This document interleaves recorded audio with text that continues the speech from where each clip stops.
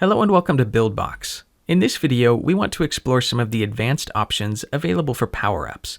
So I've selected one of our power-ups from the asset bar on the left, and we've already reviewed the basic options for power-ups, so we're going to jump into some more of the advanced options. First up, we have the action animation. This is the animation that plays whenever the power-up is activated. You can just drag and drop any PNG animation sequence from your computer to this section. Then you have a couple extra options.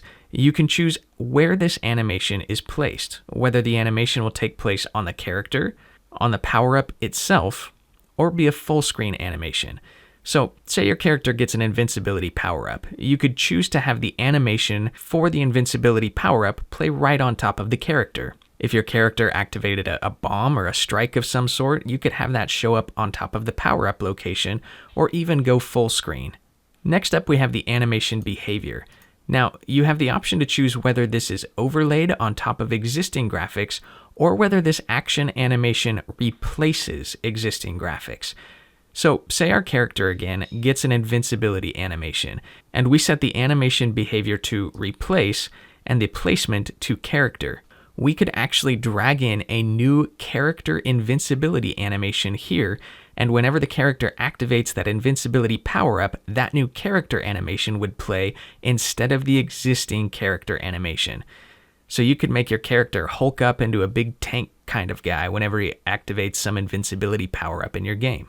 Finally, we have the animation repeat. You can choose whether the action animation is looped or if it just plays through once. Next up, we have sound for the power-ups. The idle sound is just the sound that the power-up makes when it appears on screen, before it's picked up. Next, we have the start sound, which is the sound the power-up makes as it's activated, and the end sound, which is the sound that it makes as it comes to an end. In the properties section, you can set the reward coins or points that the power-up gives the player, if it's a power-up that rewards them with points or coins. You can set the duration of the power-up, and the appearance chance. This is the percentage chance that the power-up will appear. So if you set this to 100, it guarantees that this power-up will appear.